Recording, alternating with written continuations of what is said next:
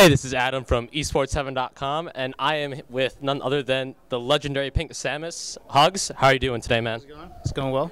All right, that's good to hear. So tell me about the tournament so far. How have you done in your matches and everything? So as you know, the tournament was in shambles yesterday. Twitch and Red Bull came through and got us this new venue, which I think is better than the one we originally had. And so everything's going well on that side. Personally, we lost to Kalia W and Simon. It was upsetting. They took us to Congo Jungle, and that stage hasn't been legal in 6 years, so I didn't know it was legal. Right. So it's kind of our bad for not checking the rule set, but come on, you knew we didn't know, and you just did us dirty. Like, all right, whatever. Good luck in the bracket. See how it goes. Okay. Sorry. All right. Yeah, go ahead. Yeah, all right. So you said that you actually like this venue better. Why do you like it? It's spacious. It's like well air conditioned. Like it's not hot and sweaty. The old venue, I thought it was too small. So the fact that we, got a bigger one, just colder, it's great. It looks like a convention. It looks like a Smash convention. So it's awesome. Yeah, I agree. It does definitely gets that vibe. Yeah. But so let's go all the way back to the early days. Okay, you were obviously one of the more prominent players back in the MLG era. Mm-hmm. What to you was your peak play at that time? Like, when did you hit your peak? I'd say I probably hit my peak in the 06, 07 era between EVO to 2K7, where I was in Grand Finals, right. and MLG Grand Finals, that whole place where I ended up getting the last spot for the top 8. I'd say at that point I was probably top 10 in the world, maybe top 8. Depending on how you look at it. Right. So what do you think made you go to that next level? Because you were always like in the scene, but you never really broke through until those 2 years. Did you have a new mindset, or did you discover a new tactic? Like, what was going on there? I knew it would happen. I don't like losing. I don't like giving up. I'm always going to put in work. No matter what happens today, nothing is going to stop me from getting better tomorrow. So I always felt like I would get there, and I'm going to get further at some point in my career. But I'm going to just keep chugging and keep trying. That's why I don't even like to think about the old days, because I don't want to be. People call you a veteran as an excuse to apologize for your lack of ability to hang nowadays, and I don't like that. I'm gonna hang today. I'm a player today. Like, all that is in the past, and I don't care about it.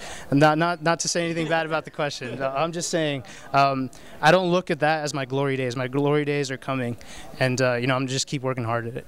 So basically what you're saying is like the mindset that you had then is still completely the same now? Completely the same. I struggle through mindsets, different points in my career where, after that era, it was about my ego, and I'm like, I don't want to lose to these guys. Like, I'd never lose to them before. So that's going away, and now it's just about improvement. Like, I don't care what happens to me. I don't care about my ego, my reputation. I'm just going to keep working. Okay, all right. So with that being said, I'm assuming that you're here to be back. You are gunning for the top, right? Yeah. So how do you feel that your improvement was over the last year, and how do you feel like it's going to go this year? I feel like I've gotten a lot better. My results have started to pick up nationwide. I live in SoCal, one of the toughest region in the world. So I get a lot of great practice with those guys. So I think it's only getting better. I'm picking up all the strategies from other people, like no ego, right? If I see Plup or Duck do some stuff that I didn't think of, I'll take it. I don't care. Like, I'll steal it, and I'll make it part of my own, and I'll just, throw my own flavor in there, and I'm just aiming to get better. Okay, all right, that's good.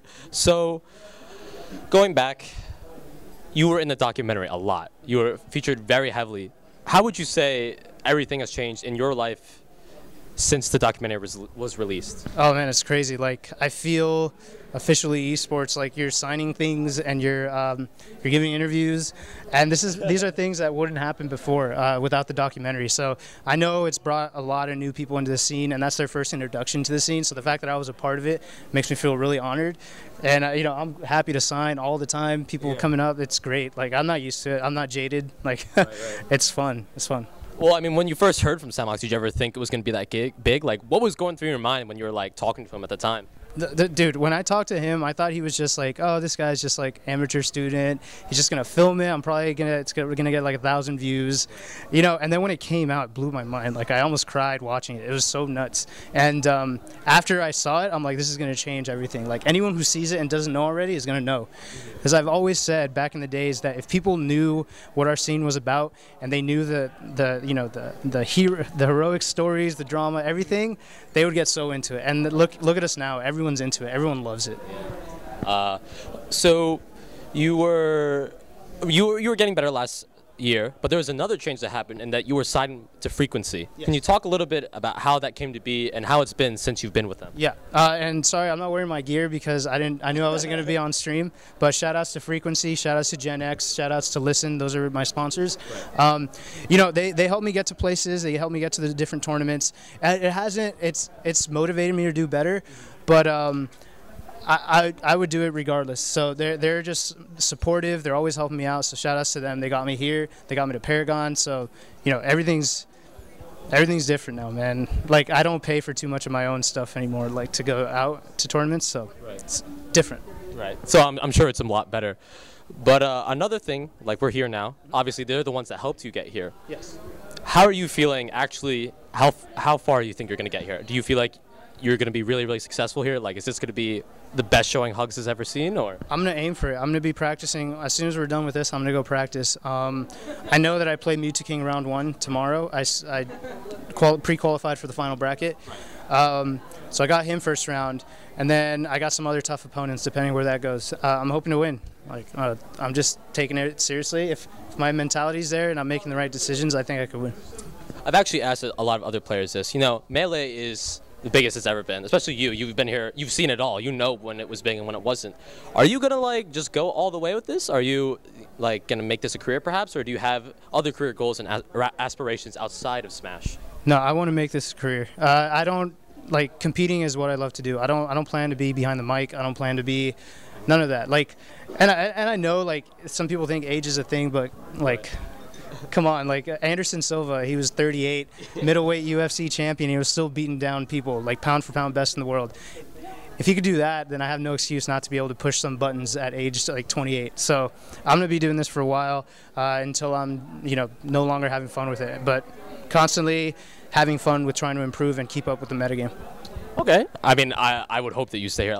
Everyone else I've asked all said that they're doing it as long as they can. Yeah. So I'm pretty sure that's going to be really, really exciting. Mm-hmm. Another thing that's going on, the PC versus Ken salty sweet match. Yes. You know these two players probably better than most any other players out there. You've seen them play. You saw them at their peaks, probably MLG Anaheim. Mm-hmm.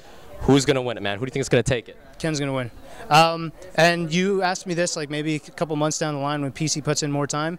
But for now, Ken's been the one that's been back since EVO 2013, and PC Chris hasn't. So it's going to be, if you're not caught up with the metagame, you're way behind. I don't care what happened back in the days, you got to get caught up. So I have absolute faith in PC in the future, and he's my boy.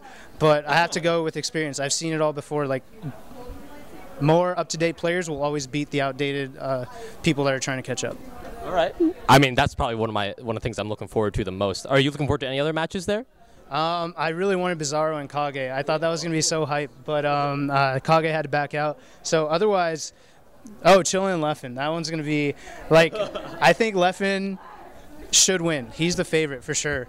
But there's going to be so much animosity and hype in that match. Oh, my God. If Chillin wins, it's going to blow up. Like, oh, man. Like, I can't wait for the salt after. It's going to be so much fun. I can't wait. I'm going to try to get first row seats as soon as, like, I'm available. I'm going to talk to Gimmer right now. I'm going to tell him, yo, you save me a seat.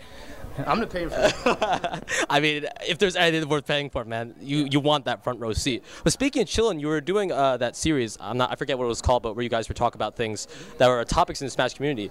How did that come about? Like, where'd you guys get the idea, and how far are you guys wanting to take it? Oh, that was all Chillin's idea, man. Chillin is like an idea person. Even back in the days, well, we co-started Power Rankings. Like, Power Rankings didn't exist until Chillin and I came up with the idea, and they tried to block it from Smash boards. They're like, this is too much drama. Do we really need to know who's the 12th best? Like, yes, you do. It's hype. So he did that, and then he came to me with the idea of just talking Smash news. And he knows, like, our personalities. Like, we're different coasts. We're outspoken. We're opinionated. So he wanted someone that could just go back and forth with him. So that's where that came about. It's really good for the community. They get caught up on things that they might have not known about from the perspective of professional players. So it's a lot of fun. We're going to do another one after Apex. I had to cancel the last one because I wanted to practice. Oh, all right. So, yeah. Okay, so after Apex, are you confirmed for any other tournaments that you're going to go to? Just some locals. I haven't. Well, I'm going to go to CEO for sure, but that's a little down the line. And then probably some SoCal tournaments like SCR and NorCal Regional, SoCal Regionals. Those, yeah. Okay. So there's one thing that a lot of people want to know. Back in the MLG days, there was a certain commentary that was there's a certain commentary came up involving Slim Jim. What was going on with that? Tell us that story. Oh man, commentary was so young back in the days that when I got on the mic, I'm like, dude, I don't know what to say. I'm just gonna be funny. Like I just wanted to have my own dialogue with myself, so I just started eating the Slim Jim. I'm like, I'm just gonna chew it out on the mic. Like, it wasn't premeditated. I'm just there, and I'm kind of. I don't watch the game the same way other people do. I have to kind of be in it. I have to play it. So I'm just watching. I'm like, okay, he's hitting him. He's hitting him. Let me take a bite of my Slim Jim, and then I just did it into the mic. And my commentator, my poor co-commentator, he's still trying to commentate while I'm doing this, and God bless him. But yeah, and then it's just kind of people found it, and they're like, wow, did Hugs really do that during teams grand finals or whatever it was? But we're way past that now. I wouldn't do that anymore. So I feel like that kind of shows like maybe a behind scenes look at Hugs. Are you more of a jokester behind the scenes instead of like, I guess? It depends on how you get me. If you I'm serious a lot of times, and people will say like, "Oh, he's so serious." But once I get comfortable, I'll do silly crap like that. Yeah, that embodies me in, all around. Like, I could do interviews, but I'll do stupid crap like that. Okay. So you've been streaming a lot, right? Are there any other plans to do that? Perhaps like do something dedicated to analysis or anything like to make that more than just watching you play or something like that? Yeah, so I wanted to apologize to everyone because I haven't been able to stream lately because I'm practicing for Apex. That's the most important thing to me, first and foremost, is competing. But I'm going to be back after Apex. I'm going to be streaming more frequently. And so I'll pick that back up after Apex. And I'm going to just do analysis, helping people get better. Because with so many people coming into the scene, what do they want to do? They want to hang with everyone else. They want to be one of the pros. So I'm going to try to help people do that. It's at twitch.tv/Hugs86. Okay. So you obviously main Samus, but there's a lot of talk nowadays that people kind of need secondaries. Do you think that Samus can reach the top on her own, or do you feel like everyone needs a secondary? People are starting to rely on their mains even in bad matchups because everyone's so advanced in all their matchups that you can't just throw out a pocket character and expect to win anymore. Like if I have a Samus and you have a secondary Sheik, try that on me. It's not going to work. Like you have to main Sheik or you're not going to be able to do it, and everyone's realizing that. So you got guys like Armada who are picking up secondaries, and that's kind of it. I like HBox is trying to. There's some really bad matchups, but for the most part, the metagame is evolving. Stick to your main and figure it out. Like, everyone's so advanced in their matchups that switching just doesn't help you anymore as much as it used to. Look at the Samus mains. Like, Plup ain't switching, I'm not switching, Duck's not switching, and we're doing fine. So. Okay. All right. Thank you so much for the interview, Hugs. Are there any shout-outs you want to give or words you want to say to your fans? How can your fans follow you?